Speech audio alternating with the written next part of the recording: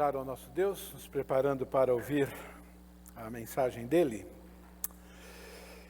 Querido Deus, louvamos o Teu nome. Reconhecemos que só o Senhor é Deus, Todo-Poderoso, Criador e sustentador, ó Pai querido, de todas as coisas. Reconhecemos a nossa dependência completa do Senhor. E somos gratos, ó Pai querido, pela maneira como o Senhor tem cuidado de nós, pela maneira como o Senhor tem nos suprido, nos alimentado, ó Pai querido, fortalecido, nos animado, ó Pai. Obrigado, Senhor, porque quando eu vejo o Teu povo aqui, e o que o Senhor tem feito na vida de cada um, ó Pai, eu vejo pessoas supridas, pessoas que o Senhor, pela Sua infinita graça e misericórdia, ó Pai, está mantendo o emprego, mantendo também, ó Pai querido, a saúde inclusive emocional, ó Pai, e nós sabemos que tudo isso é o cumprimento da Tua promessa de termos a Tua paz, ó Pai querido, reinando na nossa vida, ó Pai, e cuidando, né, Senhor, de todos os aspectos do nosso dia a dia, Pai. Queremos agradecer também pelo privilégio que nós temos de ainda poder abrir a Tua palavra com liberdade. Nós não sabemos até quando isso vai acontecer no nosso país, ó Pai, mas por enquanto nós podemos fazer isso. Pedimos, ó Pai querido, que o Senhor nos ajude, à medida, ó Pai querido, que eu estiver pregando, que o Teu Santo Espírito, ó Pai querido, não permita, Senhor, que eu cometa nenhum erro de interpretação, que não saia da minha boca nada que não seja da Tua palavra. E que o coração meu e do Teu povo, Senhor, esteja aberto para relembrar, para aprender, ó Pai, e também para estarmos avaliando a nossa vida e promovendo o Senhor ou contribuindo com o Senhor em fazer as mudanças que o Senhor deseja que nós façamos, para que a gente viva aqui neste mundo, ó Pai, sendo seguidores fiéis de Jesus. Pedimos isso em Teu nome. Amém. Estamos estudando privilégios e responsabilidades de ser um discípulo de Cristo, baseado no primeiro capítulo do livro de Apocalipse, em especial Apocalipse capítulo 1, versículo 6. O motivo de nós estarmos estudando sobre isso sobre ser um discípulo, um seguidor fiel do Senhor Jesus, é porque isso agrada a Deus e também para termos aquela qualidade de vida que Jesus mesmo prometeu para nós, aquela vida abundante. Essa é uma promessa condicional, isso é condicionada ao conhecimento que nós temos a respeito do Senhor Jesus e às decisões de seguirmos fielmente as suas instruções. Lembrando que a palavra discípulo, ela inclui ser um aprendiz, e quando eu digo ser um aprendiz, nós temos que entender que ainda nós não sabemos tudo a respeito de Jesus, e mesmo que nós tivéssemos todo o conhecimento a respeito da pessoa de Jesus, certamente nós não sabemos ainda como colocar em prática todo esse conhecimento na nossa vida. Significa ser um imitador, significa ser um seguidor. Então, um discípulo, um cristão, né? Porque hoje tem tantos títulos para se referir às pessoas que se relacionam com Jesus, e nem todos os títulos, na verdade, vamos dizer, correspondem à vida das pessoas que assim professam, né? Mas o discípulo, ele é um constante aprendiz de Jesus, né? E nós nos tornamos aprendizes fiéis quando nós seguimos Jesus. Isso é, quando nós agimos exatamente como Ele agiria se estivesse em nosso lugar. Talvez o texto que melhor resume isso é 1 João, aquele que diz que o conhece, deve andar assim como Ele andou, isso é, seguir os passos de Jesus.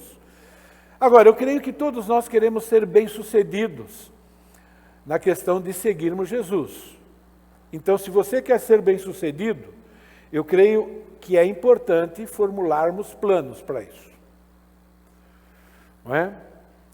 Você precisa ter um plano, na qual você possa fazer um checklist, descobrindo o que você está cumprindo, o que não está, né? Descobrindo naquele plano, né, se está tendo sucesso, se não está, fazer aperfeiçoamento do plano, né? E é por isso que nós estamos aproveitando também essas mensagens no começo de ano, para ajudarmos a formular planos que agradem a Deus e nos ajudem a sermos bem-sucedidos como discípulos. E a palavra de Deus diz que quando o reino de Deus é buscado em primeiro lugar, todas as outras coisas são acrescentadas. Então, sucesso em ser seguidor de Cristo vai nos ajudar a sermos bem-sucedidos, né? Na área acadêmica, na área profissional, na área social, em todos os relacionamentos. Apocalipse capítulo 1, versículo 6, né, diz assim: e nos constituiu reino e sacerdotes para o seu Deus e Pai. A NVI diz, e nos constituiu reino e sacerdotes para servir a Deus e Pai. E aqui nós temos um resumo sobre privilégios e responsabilidades de sermos seguidores de Cristo.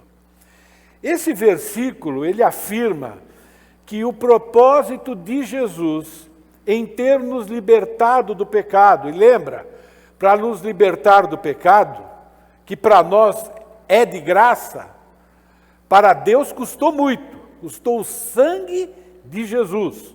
Então o propósito de Jesus ter morrido naquela cruz, para que pudéssemos ser perdoados dos nossos pecados, foi nos dar o privilégio e também a responsabilidade de pertencer à família de Deus. E quando eu digo família de Deus, nós temos que lembrar que é uma família de reis. Por isso que Jesus se apresenta também como Rei dos Reis. Ele nos constituiu reino e sacerdotes. Existem privilégios e responsabilidades, tanto na questão de ser reino, como sendo sacerdote. Alguns privilégios e responsabilidades são bem parecidas, se aplicam aos dois. Algumas são mais específicas. Então, eu estou enfatizando aqui a questão de termos o privilégio de sermos reino. Sermos reino nos lembra que Jesus é o Rei dos Reis e que Ele nos tornou agora membros da família real. Isso é, nós vamos ter o privilégio de reinar literalmente com Jesus. E esse texto aqui é um texto muito interessante, que ele diz, também com Ele reinaremos. Não significa que nós vamos participar do reino de maneira passiva. Esse termo, reinaremos, significa o seguinte: Jesus é o Rei dos Reis e Ele precisa de outros reis que o auxiliem nessa tarefa de reinar sobre o mundo. E nós somos esses reis, rainhas, príncipes e princesas. E talvez você esteja pensando, peraí, mas existe tanto reinado assim? Porque são muitos e muitas pessoas que estão sendo salvas, não é? Se a gente quer pegar isso literalmente, não é? Bom, eu posso afirmar categoricamente que esse texto afirma que nós vamos atuar, que nós vamos agir, que nós vamos participar nesse governo. Aí eu me lembrei, muito interessante, né, daquele texto de Jetro aconselhando Moisés, quando Moisés estava sobrecarregado. E Jetro falou o seguinte: bom, ó, pelo tamanho aqui desse grupo que você tem, você precisa ter bastante gente que vai governar sobre 1000, outros que vão reinar sobre 100, outros que vão reinar sobre 50 e outros que vão reinar sobre 10. Aí quando eu pensei assim, eu falei, olha, tem trabalho para todos nós aqui reinarmos com Jesus. É uma promessa, não é? E nós vimos na semana passada que nós vamos, inclusive, julgar os descrentes. Significa que lá no reino milenar de Cristo, lá vai precisar de juiz. Então, só para quem tem esse tipo de curiosidade e cair na tentação de crer que isso não é literal, irmãos, isso é literal, de alguma maneira. Nós fazemos parte da família real, e não é aquela família real, não é, que não tem nada para fazer, que vai ficar, vamos dizer assim, à mercê, à toa nesse mundo. Não, nós vamos participar com Jesus nesse reino. Nós vamos servir a Deus, nós vamos trabalhar nisso, mas com essa posição elevada. Quando a gente olha, talvez a família real mais famosa, talvez, seja ainda a britânica.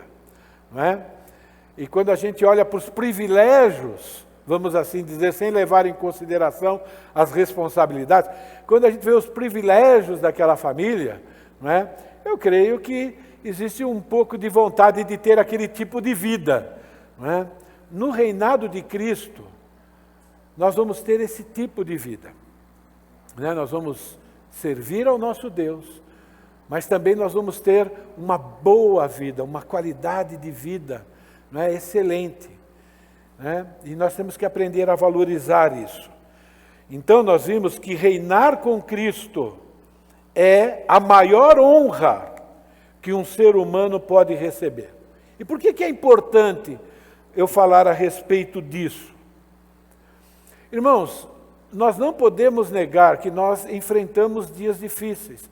Nós não podemos negar que por causa de Gênesis 3, cada dia que nós vivemos, também nós temos que enfrentar medos, preocupações, ansiedade, e reinar com Cristo, ter essa certeza, é que vai nos ajudar a ter alegria, contentamento, paz, mesmo diante de tribulações. E é por isso que esse livro foi escrito para produzir essa alegria em nós. Agora, eu estava meditando a respeito disso, num desses momentos que a gente acorda no meio da madrugada, depois de ter dormido bem, E eu falei, e estava pensando nessa questão da dignidade, que eu já tinha falado para vocês na semana passada. E eu creio que o Espírito Santo me lembrou desse texto, dessa experiência de João Batista. Qual era o papel de João Batista quando ele esteve aqui nesse mundo? Preparar o reino. Ele era um pregador do reino de Deus. Ele veio para antecipar, avisar as pessoas, olha, o reino de Deus está próximo. Isso é, o rei já nasceu, quando ele começou a pregação, Jesus já havia nascido, já havia se tornado adulto, inclusive, e ele ia começar o seu ministério. E João Batista começou algum tempo antes, antecipando, preparando as pessoas para esse reino. E ele, quando ele estava pregando a respeito da vinda do rei desse reino, ele diz, após mim vem aquele que é mais poderoso do que eu, o qual não sou digno de, encurvando-me, desatar-lhe as correias das sandálias.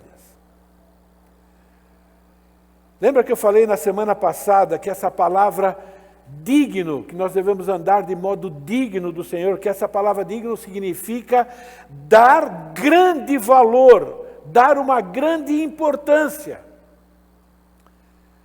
E aí vem a pergunta, será que no nosso dia a dia nós damos o devido valor ao fato de sermos filhos de Deus, de estarmos recebendo todo o cuidado de Deus, mas também que nós reinaremos com Ele?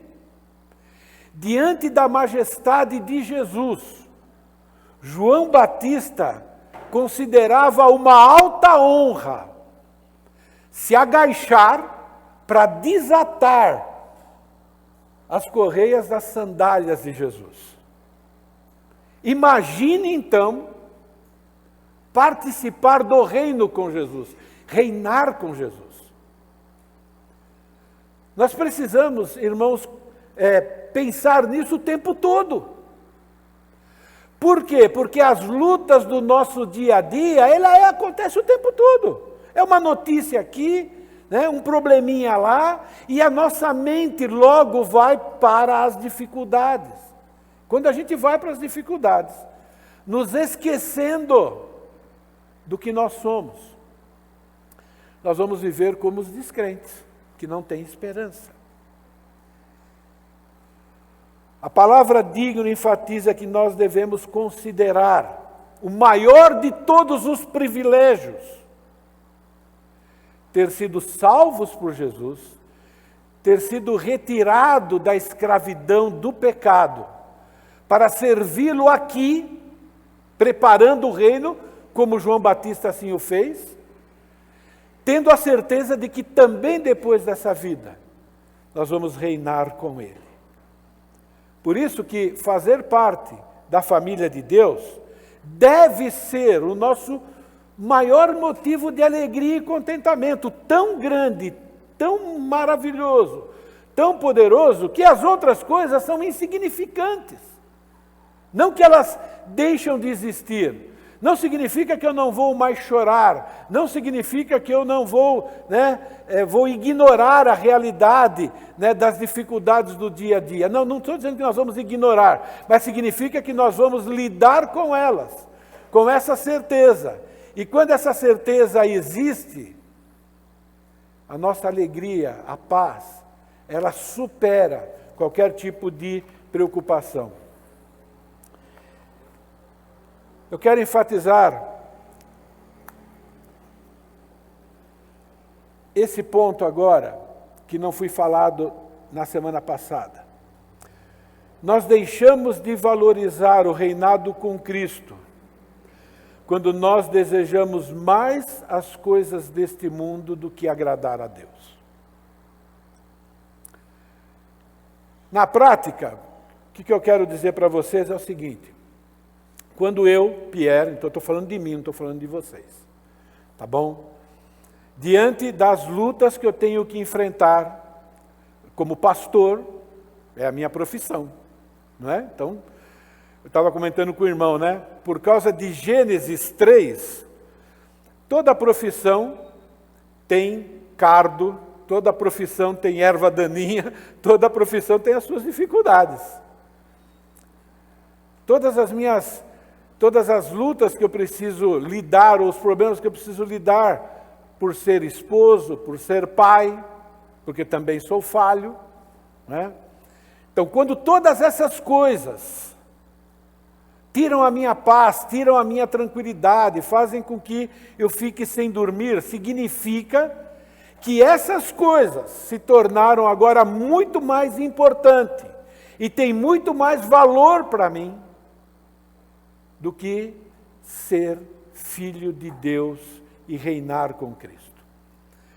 A parábola do semeador, lá nós temos 4 sementes, e eu quero só mencionar 2 delas.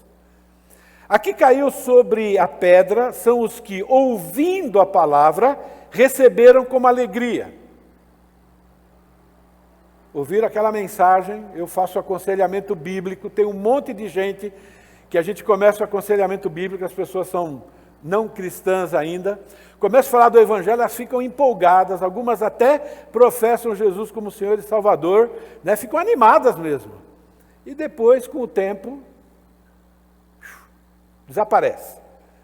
Não tem raiz, creem apenas por algum tempo, e na hora da provação se desviam.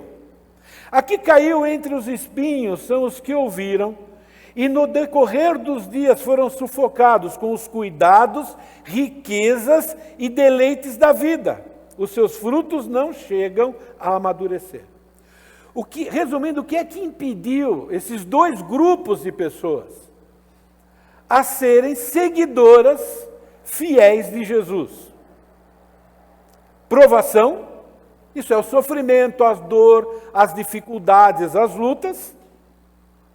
E também cuidar dos riquezas e deleites da vida. Isso é, o amor que essas pessoas têm, o apego que essas pessoas têm àquilo que o mundo tem a oferecer.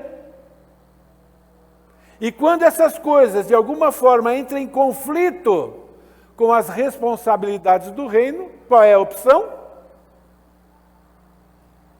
Os cuidados, as riquezas e os deleites da vida.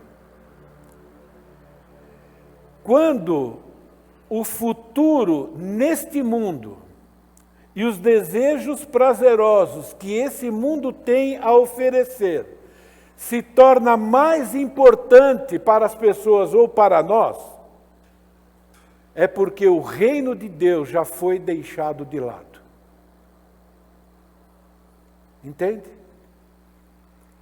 Então, irmãos, cuidado agora, não é? Quando as circunstâncias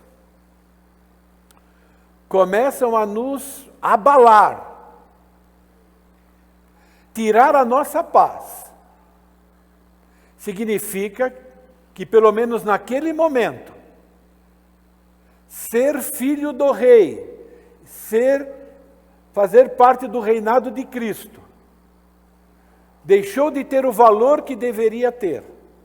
E agora, aquilo que eu tanto gostaria, ou aquilo que eu gostaria que não acontecesse na minha vida, se tornou muito mais importante.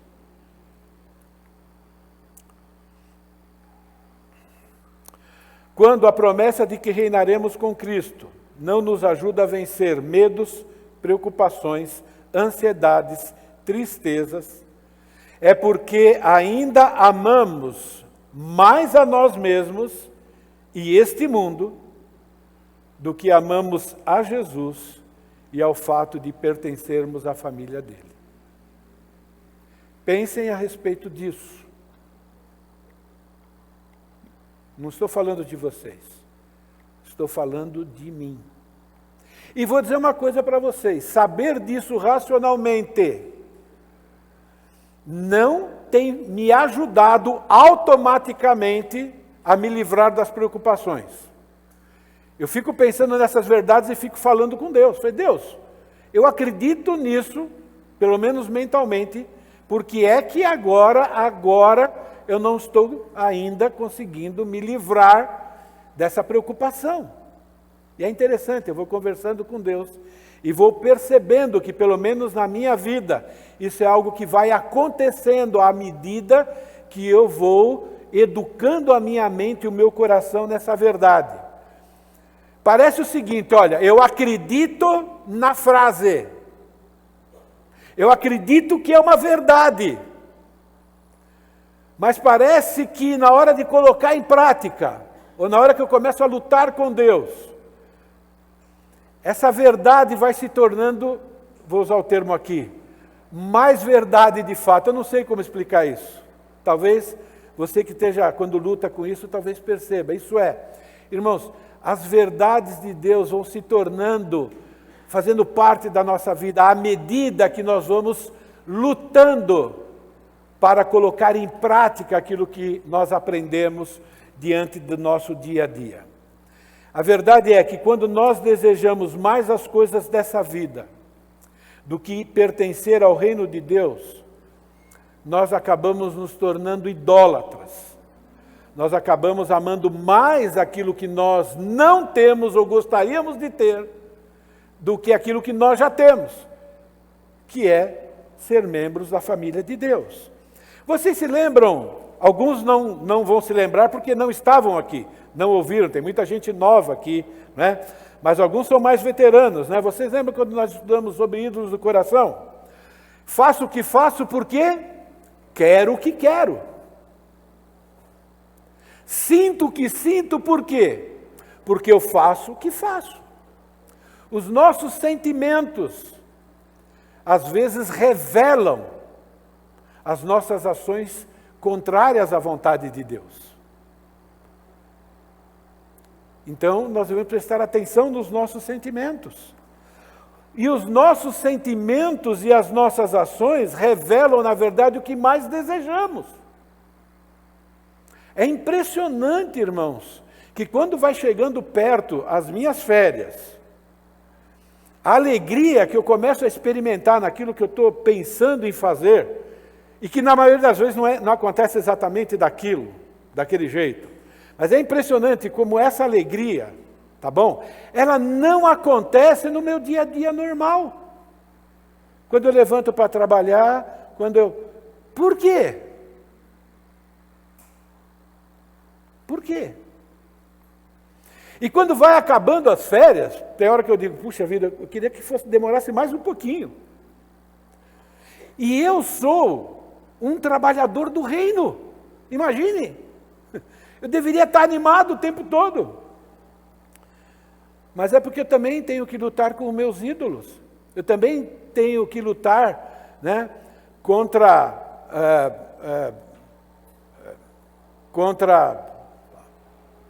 a tristeza ou as dificuldades que vêm quando as coisas não estão acontecendo do jeito que eu gostaria, ou na igreja, ou em casa, ou na sociedade, igual a vocês. Isso é, eu também tenho um coração que tem que ficar lutando contra a idolatria o tempo todo. Quando os nossos desejos são frustrados, os nossos sentimentos afloram. Sinto o que sinto, né? Por quê? Porque eu quero alguma coisa e não está acontecendo aquilo. Então, qual é o sentimento que aflora quando os meus desejos são frustrados?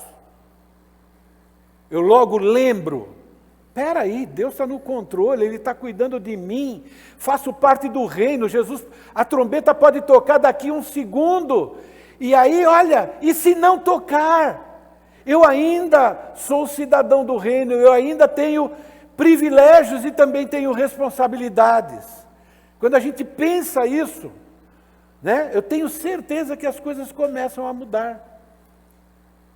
Mas quando eu não penso, então, quando os nossos desejos são frustrados, na verdade, os nossos sentimentos vão revelar aquilo que a gente mais ama mesmo. Não podemos negar isso. Por isso que a gente precisa educar o nosso coração. E é por isso que a palavra de Deus nos ensina tudo isso que nós estamos aprendendo aqui. O fato de que reinaremos com Cristo deve produzir no cristão uma alegria, um contentamento capaz de superar qualquer sofrimento causado por circunstâncias desagradáveis. Não existe maior privilégio do que esse. Mas esse termo nos constituiu reino e sacerdotes também revela responsabilidades. Nós devemos agir de forma coerente com a nossa nobre posição de membros da família real divina. Tem 2 textos aí, vocês podem ler aqui mesmo, eu vou ler também, mas veja, né, a semelhança entre Apocalipse, capítulo 1, versículo 6, escrito para a igreja, escrito para nós, e Êxodo, escrito há mais de 3.000 anos atrás, vamos assim dizer, para o povo de Israel. Para nós, e nos constituiu reino e sacerdotes, para servir a seu Deus e Pai. A Ele seja glória e o poder para todo sempre. Amém. Êxodo capítulo 19. Agora, se me obedecerem fielmente e guardarem a minha aliança, vocês serão meu tesouro pessoal dentre todas as nações. Embora toda a terra seja minha, vocês serão para mim um reino de sacerdotes, uma nação santa. Essas são as palavras que você dirá aos israelitas. Essa declaração de Deus foi uma ordem que Deus deu para Moisés. Sabe em que momento? No momento em que Moisés deu e iria continuar dando a lei de Deus para o povo. Deus reúne o povo lá de Israel e agora vai dar a lei. E olha que coisa interessante, né? Deus faz a seguinte declaração: olha, toda a terra é minha, todas as nações são minhas. Mas entre todas essas, você vai ser algo particular, vai ser algo especial. Mas para ser algo especial, vocês vão precisar da minha lei. Vocês vão precisar da minha constituição. O povo ia receber a lei que iria reger o comportamento deles, o comportamento de cada cidadão. É a Constituição de Israel. E eu fui ler um pouquinho mais sobre Constituição. E na nossa Constituição está escrito qual é a finalidade dela. E aí eu fiz um resumo. A Constituição tem como finalidade assegurar qualidade de vida de cada cidadão. A lei tem como objetivo assegurar bem-estar, liberdade, segurança, desenvolvimento, harmonia e justiça em todos os aspectos. E quando falo em todos os aspectos, não é? Inclusive a justiça social. Isso está na nossa Constituição. Pergunta, quando Deus deu a lei para o seu povo, Ele não tinha isso em mente? Tanto que em determinado momento, Ele diz para o povo assim, reflitam, olhe para as leis de outros povos, digam se algum povo tem uma lei tão perfeita quanto essa que eu dei para vocês. Normalmente, quando a gente olha para a lei, a gente olha o quê? As proibições, parece, né? Lei para nós, por causa da velha natureza, parece que estão tirando de nós algo, parece que está nos tolhendo, né? Mas a lei de Deus, ela é dada para que nós vivamos numa sociedade segura. Tudo aquilo que a gente mais quer aqui para o nosso país e para o mundo. A lei de Deus promove. Então, gente, quando você estiver seguindo, por fazer parte da sua responsabilidade, algum mandamento de Deus que parece difícil para você, que talvez pareça até injusto em determinado momento, nunca esquece que a lei de Deus é dada para a nossa segurança. A lei de Deus garante qualidade de vida. Israel aqui estava sendo convocado para viver, vocês lembram daquela palavra? Teocracia. É interessante, até quando Israel se tornou monarquia, a lei ainda era teocracia. Eles ainda tinham que respeitar toda aquela Constituição dada por Deus. Mudou, entre aspas, a forma de governo humano, mas a Constituição é a mesma.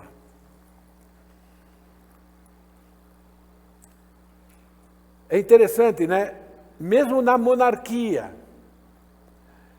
na hora em que o rei determinava algo diferente da lei, o povo era exortado a seguir quem? A lei que o rei mandou ou a lei de Deus? Vocês se lembram como, por exemplo, Acabe, um dos reis perversos de Israel, se casou, né, com Jezabel, uma idólatra, e começou a conduzir o povo para aquela idolatria toda. E muita gente do povo estava seguindo. O que Deus fez? Deus levantou um profeta, inclusive para puxar a orelha de Acabe, inclusive para dizer para o povo, não é para seguir a lei dele não. Mesmo estando numa monarquia, quando o homem decreta uma lei contrária à vontade de Deus, nós não vamos seguir.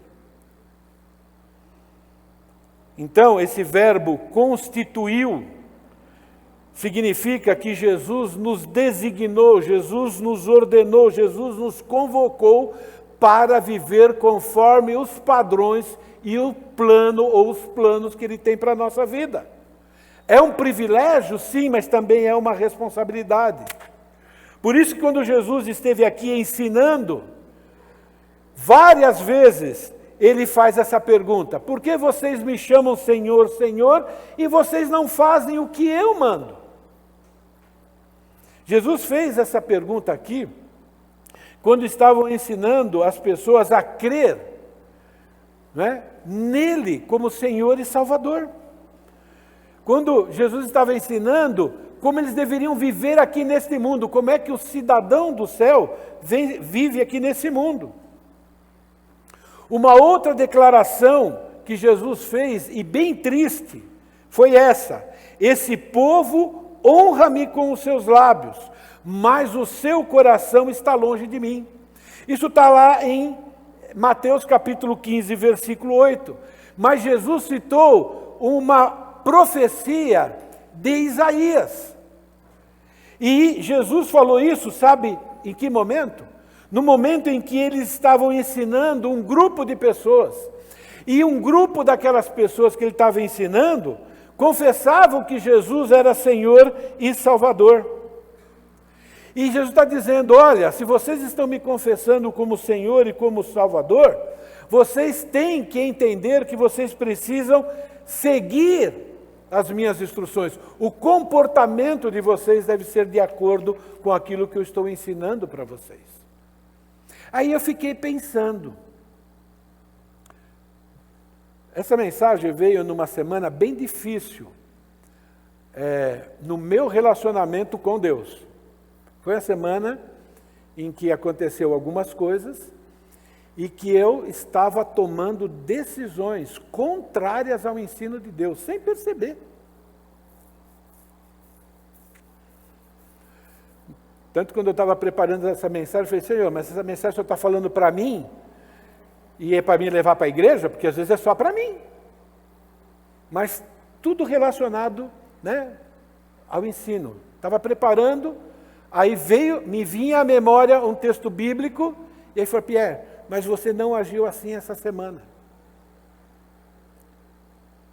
Então, por que eu estou falando isso para vocês? Eu não estou aqui apontando o dedo para vocês. Eu só imagino que a gente tem as mesmas lutas, né? Jesus nos convocou para viver conforme os padrões dele. Estava conversando com um irmão nosso aqui, né, falando de uma outra pessoa que se diz cristã, que frequenta a igreja evangélica e que causou um baita prejuízo na vida dele, não cumprindo o que prometeu. Eu fico pensando, né, será que nós aqui entre nós também não corremos o risco de agir dessa maneira? Não sei. Mas vamos tomar cuidado, né, para que Jesus não fale isso a nosso respeito. Esse povo honra-me com os lábios, a gente canta bem, eu gosto das músicas que nós escolhemos, a gente fala que Jesus, e tem que ser, não está tudo certo, mas precisamos também honrar o nosso Deus com o nosso comportamento. Como membros da família real, nós existimos neste mundo para mostrar como se vive numa teocracia. E agora, de novo, eu vou tocar sempre no assunto, e eu não tenho coragem de tocar de maneira profunda, porque eu também não tenho todas as informações, eu estou falando em relação a essa Covid, estou lendo bastante, tá bom? Hoje de manhã comecei a ler esse negócio de máscara. Não sei porquê, acordei cedo, orei por vocês, fiz tudo o que tinha que fazer, né? E me veio esse negócio de máscara. Eu fui pesquisar mais sobre máscara. O que o pessoal está dizendo sobre essa questão do uso da máscara, não é? É interessante, você vai descobrir pessoas que falam X e Y sobre isso. Eu não estou dizendo leigos não, gente. Eu estou dizendo pessoas da saúde, pessoas, né, da questão da medicina do esporte. Eu fui ler e você encontra. E se você começa a ler sobre a questão da vacina, é a mesma coisa. Não estou falando nem contra nem a favor. Se você começa a ler, você vai encontrar várias informações. E aí, eu tenho duas preocupações, né? Uma é como é que eu vou, né, pela graça de Deus, tentar ajudar o meu povo, né, a viver como cristão nessa situação. E a preocupação comigo mesmo, né? Como é que eu vou? Por quê? Porque eu tenho que viver debaixo da teocracia, e eu preciso perguntar para Deus, Deus, nessa situação, quais são os textos bíblicos que eu tenho que seguir? Porque o mundo está como tem que ser mesmo, né? Se o mundo está debaixo do príncipe da potestade do ar, bom, Jesus disse que ele veio para roubar, matar e destruir. Jesus disse que ele veio para causar confusão, né? Mas ele veio para que a gente tenha vida e vida em abundância. Eu creio que Deus tem resposta, inclusive para essa situação da Covid. Então, como é que se vive essa teocracia? Né? Então, na semana passada, eu usei esse texto, né? Não vou pregar nele de novo, mas eu vou levantar algumas coisas que eu não falei na semana passada. Né? Vivei de modo digno do Evangelho. De novo, irmãos, o Evangelho você já sabe o que é, né? É a nossa Constituição. A fé evangélica aqui é os ensinos da palavra de Deus, de Gênesis a Apocalipse. Agora, o verbo viver aqui é um imperativo, é uma ordem. Isso é, existe um jeito de viver nesse mundo e tem que ser daquele jeito que Deus colocou. A gente vai precisar de sabedoria, vai precisar de conhecimento bíblico, tem vários princípios bíblicos sempre, mas Deus diz que nós temos que viver desse jeito. Então, no mínimo, deve ser uma preocupação nossa. E quando eu estou falando preocupação, vamos dividir a palavra, tem que ser uma preocupação. Né? Isso é, eu vou buscar informação bíblica, vou me ocupar também para ter esse equilíbrio. Né? Viver está no tempo presente. Significa que o discípulo vai viver dessa maneira todo o tempo, constantemente, cada segundo da vida. Entende? É algo que eu vou fazendo todo dia. Por quê? Porque todo dia, ok, existem circunstâncias, às vezes parecidas, às vezes um pouco diferentes, e eu preciso agora, bom, o que Jesus faria se estivesse no meu lugar? Então, irmãos, viver na teocracia significa se recusar a aceitar qualquer pensamento, filosofia e ação que desobedeça a Deus. Então, a minha primeira preocupação tem que ser, eu não posso pecar. Bom, nenhuma novidade, mas é muito importante isso. Ok? Como membros da família real, devemos nos ocupar em fazer o bem a todas as pessoas. Quer dizer, agora eu não devo me preocupar só em não pecar. Isso também. Mas também eu preciso perguntar como é que eu faço o bem nessa situação. Aí eu fiquei pensando, né? O que Jesus faria nessa pandemia? Eu não tenho todas as respostas, viu, irmãos? Não tenho mesmo. Estou lá conversando com Deus, fazendo anotações. Eu não tenho. Eu tenho muitas respostas. Não é? Entra muito na área de sabedoria. Sei que eu sou falho, mas eu não estou andando no automático. Você também não deve andar no automático. Você entende no automático? Não, você vai voltar para a palavra de Deus. Então, faz parte dos ensinos de Jesus que nós devemos viver aqui neste mundo, não somente evitando o pecado, mas também fazendo o bem. Lembrando que não fazer o bem é pecado, não é? Portanto, aquele que sabe o que deve fazer o bem e não faz, nisso está pecando. Isso é, nós fazemos parte da família real divina. É interessante, né? É como a família real britânica se preocupa em divulgar as supostas boas ações que eles fazem. Visita a creche, vai lá, né? Quer divulgar isso, não é? Bom, nós deveríamos também ter essa preocupação, não para divulgar, né? Mas para testemunhar, para mostrar para as pessoas, né?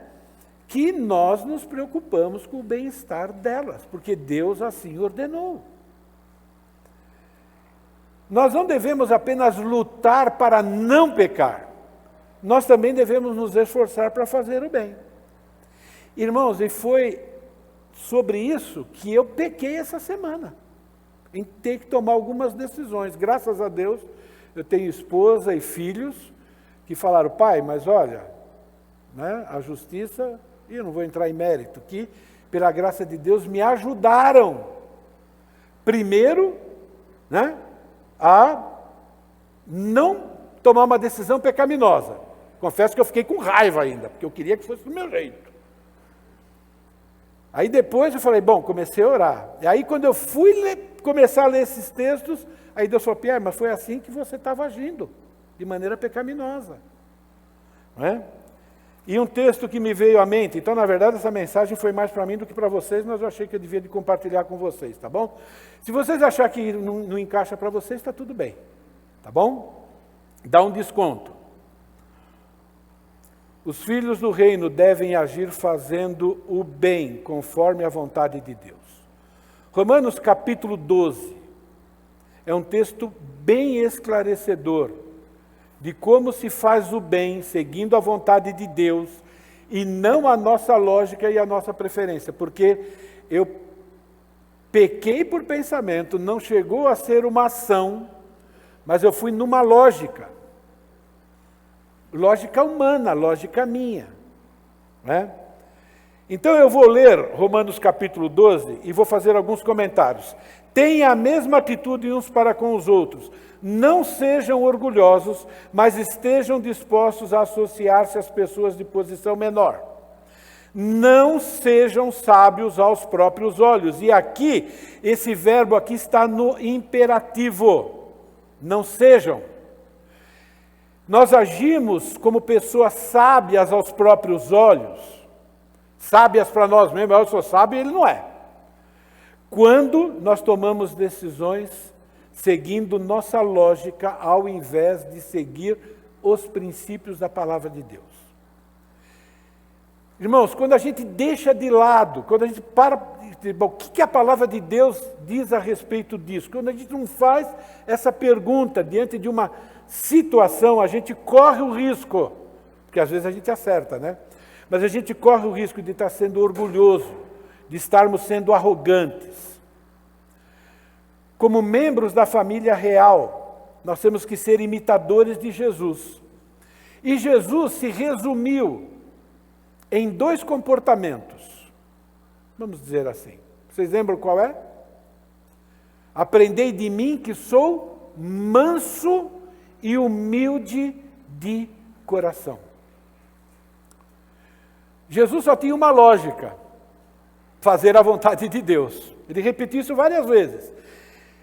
Minha comida consiste em fazer a vontade daquele que me enviou e realizar a sua obra.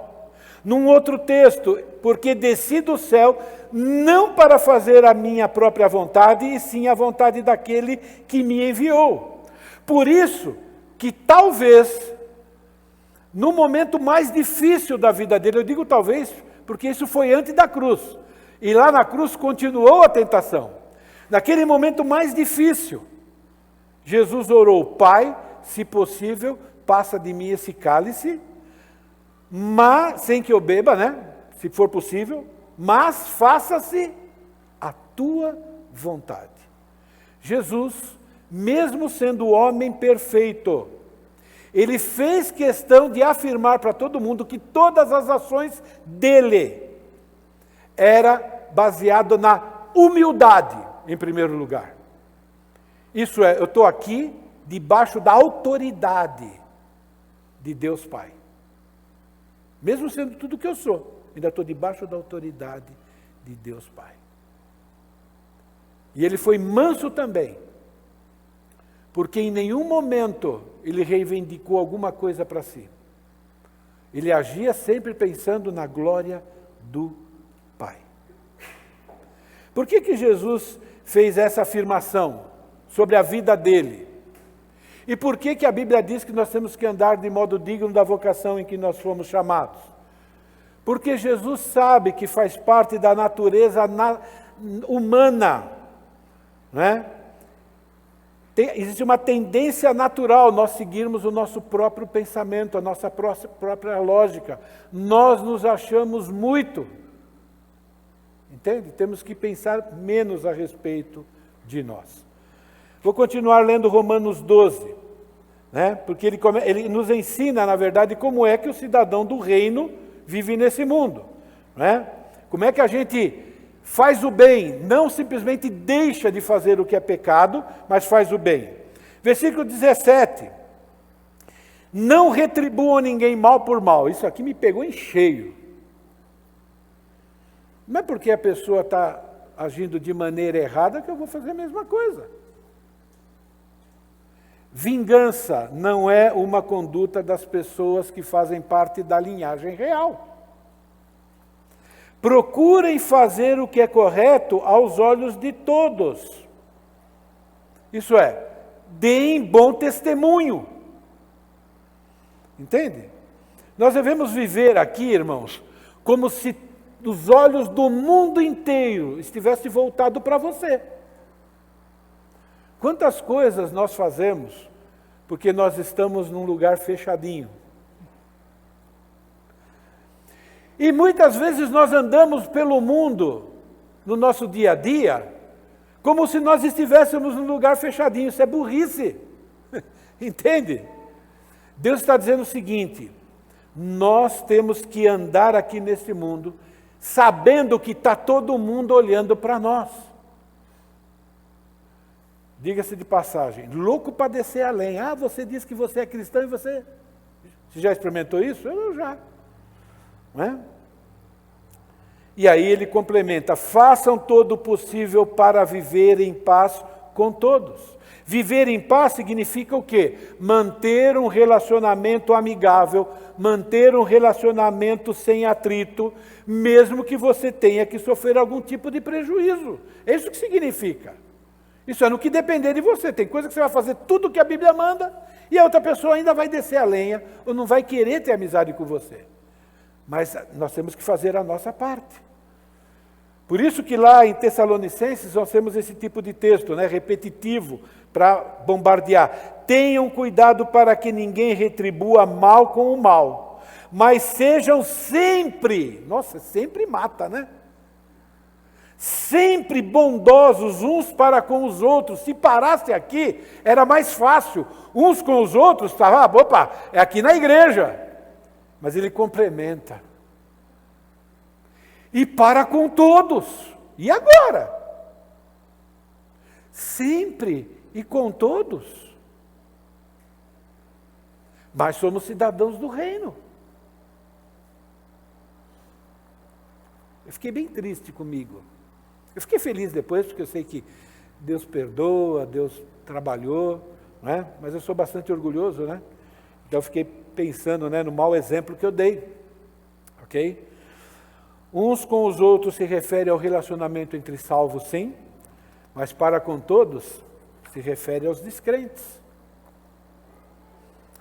Todos, agora, a vantagem, né, de agir desse jeito. Se você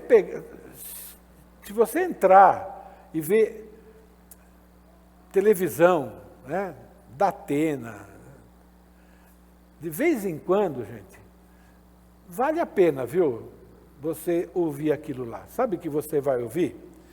Você vai descobrir que todo dia morre gente no trânsito, nos bares, por causa de vingança.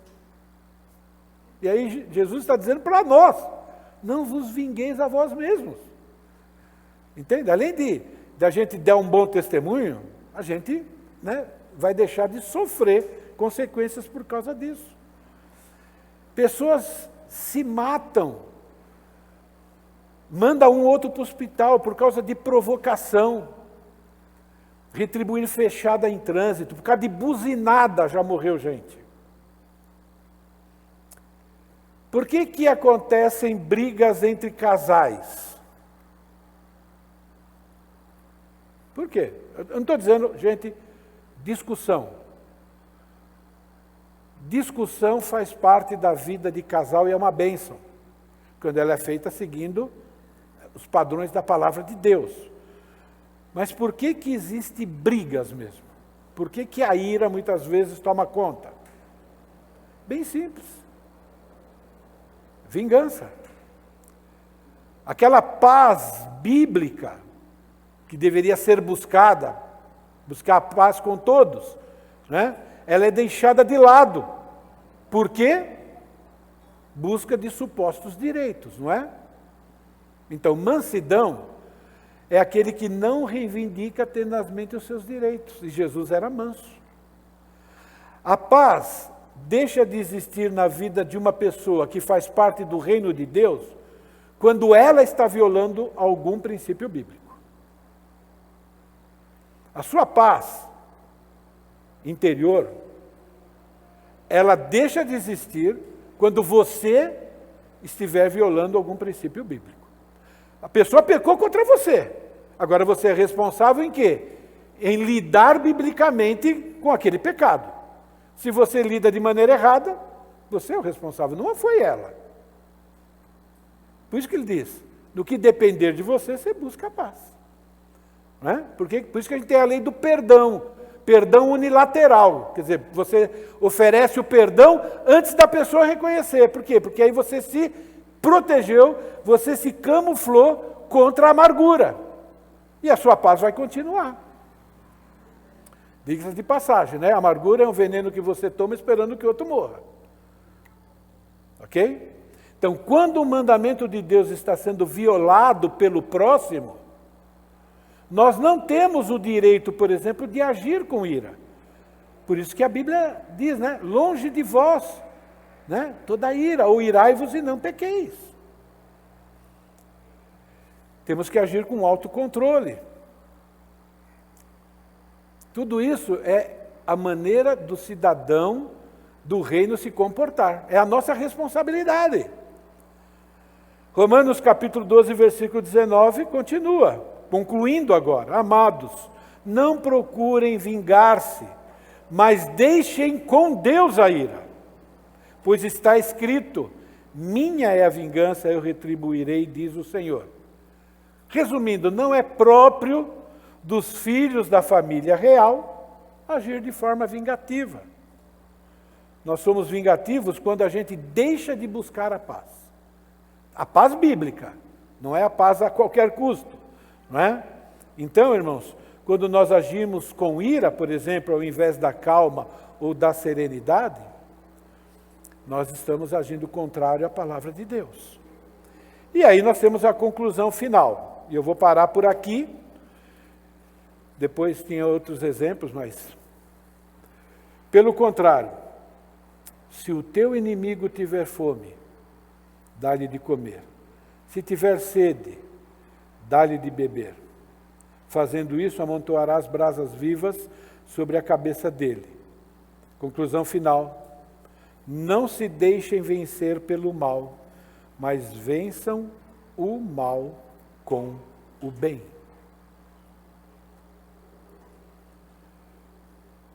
Ele fala de inimigo aqui. Eu tenho algumas perguntas. Quem aqui não tem inimigos humanos? Não precisa levantar a mão, não. Quem aqui não tem? Essa pergunta talvez seja mais fácil de responder. Essa de quem não tem, não é? Pelo menos declarado. Uma outra pergunta. Quem aqui não age como sendo inimigo de alguém? Quem aqui não age, ou não agiu, talvez essa semana, como sendo inimigo de alguém? Eu cheguei numa conclusão. Agora, ela está sob júdice. Vocês julgam se ela é bíblica ou não. Todos nós agimos como inimigos uns dos outros, num certo nível, em certas circunstâncias. Vou repetir. Todos nós agimos como inimigos uns dos outros, num certo nível e em determinadas circunstâncias. Por exemplo, quando eu começo a agir com amargura em relação à minha esposa, eu estou sendo amigo ou inimigo dela? Quando um filho está sendo desobediente ou ingrato. Ele está sendo amigo ou inimigo. Quando Pedro aconselhou Jesus, Jesus, tem dó de você, não vai para a cruz não. Ele estava sendo amigo ou inimigo de Jesus? Se Pedro estava sendo amigo de Jesus, ao invés de inimigo, será que Jesus teria respondido ao conselho de Pedro com essas palavras?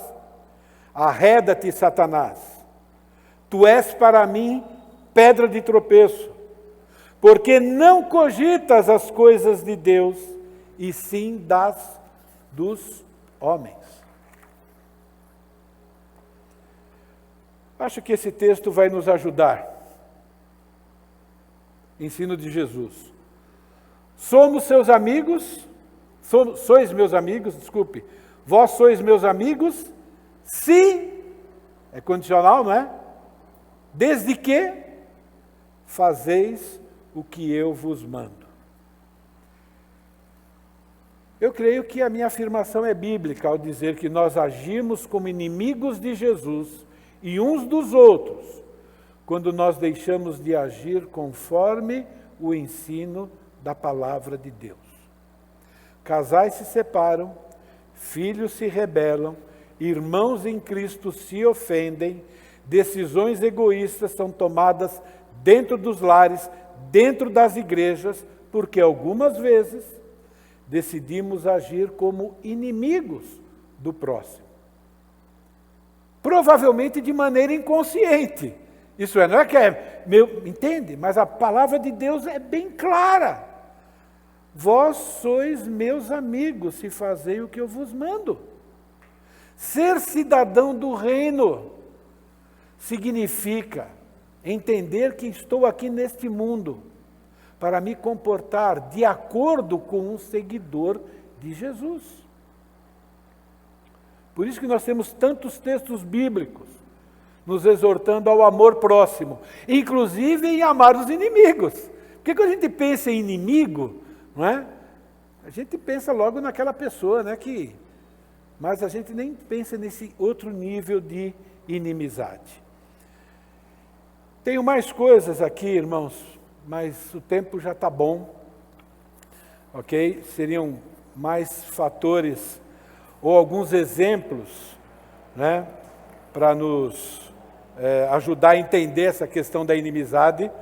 Depois eu posso mandar para vocês e vocês podem ler em casa, tá bom? Mas eu quero terminar essa mensagem, porque eu não vou mais voltar a falar sobre o reino em si, mas eu quero falar sobre a questão do sacerdócio, que também é importante, e isso vai ficar para daqui 2 semanas, porque na semana que vem nós vamos receber o Rômulo aqui, né, lembrando que ele ainda é membro da nossa igreja, né, lembrando que ele está trabalhando como ou missionário ou pastor, né, interinamente lá por tempo parcial. Você pode escolher qualquer coisa, né? Mas também lembrando que nós temos um projeto junto com aquela igreja, né?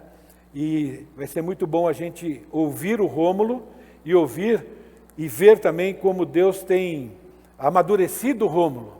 O Rômulo está pronto, mais do que pronto, né, para assumir um ministério, né? Nunca sozinho, porque eu não estou sozinho aqui, não é verdade? Mas ele está pronto e nós vamos poder ouvi-lo. Irmãos, eu quero que vocês pensem a respeito disso. Se nós não tivermos um plano, nós não vamos crescer no ritmo que Deus quer que nós cresçamos, rumo à perfeição em sermos seguidores de Cristo. Então, para ajudar nesse plano, isso resume bem o que nós pregamos hoje, esse plano deve incluir ações que nos levem a imitar a obediência de Jesus a Deus e no modo como ele cumpriu a sua missão nesse mundo. Também a imitar a Jesus na maneira de como ele tratou as pessoas. Então, nesse plano, você precisa escrever lá, né, no modo de agir com o próximo, E quando eu digo próximo, lembra? Amigos e inimigos, não é? Você está sendo compassivo, bondoso com todos? Como é que você pode ser? Cada um de nós vive, vamos dizer, num contexto parecido e ao mesmo tempo diferente, né? Lá no seu trabalho, às vezes você tem uma luta diferente do trabalho de outro, pessoas diferentes, mas ainda vocês enfrentam a mesma luta, né? Então, é muito importante nós entendermos que nós precisamos agir de modo compassivo e bondoso com todos, independente de mérito, incluindo aqueles que nos fazem mal. É importante avaliar diariamente o nosso comportamento, no lar, no trabalho, nos outros relacionamentos. Para quê? Para identificar se nós estamos agindo como inimigos e corrigir aquilo que é necessário. Semana passada, eu fui um inimigo bem poderoso, entende? Para vergonha minha, não é? Se eu corro esse risco, eu acho que você também corre. Você precisa também ter um plano bíblico. Devemos ter bem definido quando e como socorrer os necessitados, de acordo com as seguintes prioridades. Membros da família, por exemplo. Sabe que tem prioridade. Se alguém não tem cuidado com os seus, especialmente os da própria casa, tem negado a fé e é pior que os descrentes. A palavra de Deus também diz que nós devemos ter um plano que nos ajude a ajudar os irmãos em Cristo. E também os não cristãos. No que, quando eu tiver oportunidade, façamos o bem a todos, especialmente aos da família da fé. Às vezes não dá para todos, mas precisamos ter esse plano. Porque é dessa forma que nós vamos demonstrar, não é a única forma, mas é dessa forma que nós vamos demonstrar, inclusive, nesse momento de pandemia que nós estamos vivendo, não é? Como é que os membros da família real divina se comportam. Que Deus possa nos ajudar a glorificar a Deus crescendo nessa área. Eu quero encerrar lendo a Bíblia. Né? Vocês percebem que normalmente eu não encerro orando. Não que a oração não seja importante, né? Ela é muito importante. Mas eu gosto de encerrar lendo um texto bíblico que nos ajude, por exemplo, a fechar aquilo que nós estamos estudando. E eu quero ler 1 Pedro capítulo 2, versículos 20 até o versículo 25. Não está projetado, tá bom? Mas diz assim: pois que glória há, se pecando e sendo esbofeteados por isso, os suportais com paciência. Se, entretanto, quando praticais o bem, sois igualmente afligidos e suportais com paciência, isso é agradável a Deus. Porquanto para isso mesmo fostes chamados, pois que também Cristo sofreu em nosso lugar, deixando-vos exemplo para seguirdes os seus passos. O qual não cometeu pecado, nem dolo algum se achou em sua boca. Mas, pois ele, quando ultrajado, não revidava com ultraje. Quando maltratado, não fazia ameaças, mas entregava-se àquele que julga retamente, carregando ele mesmo em seu corpo, sobre o madeiro, os nossos pecados, para que nós, mortos para o pecado, vivamos para a justiça. Por suas chagas fostes sarados.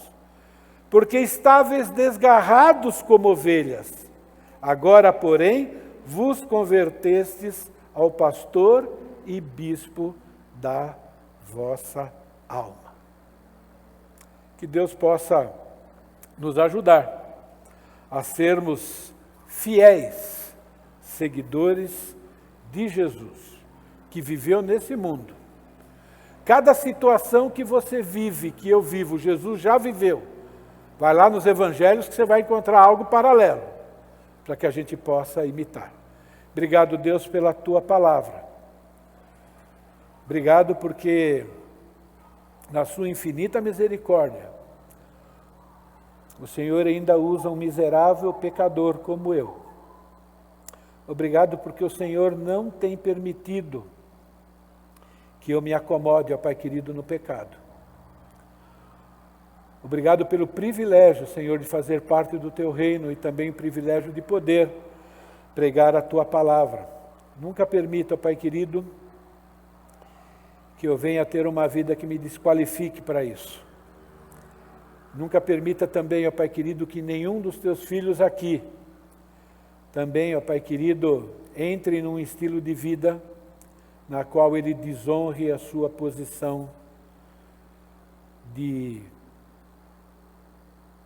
fazer parte do Teu reino, de ser um daqueles que irão também governar com o Senhor. É a minha oração, agradecido em nome de Jesus. Amém. Passei muito do tempo, né, irmãos? Faz de conta que teve escola bíblica, tá bom? Valeu.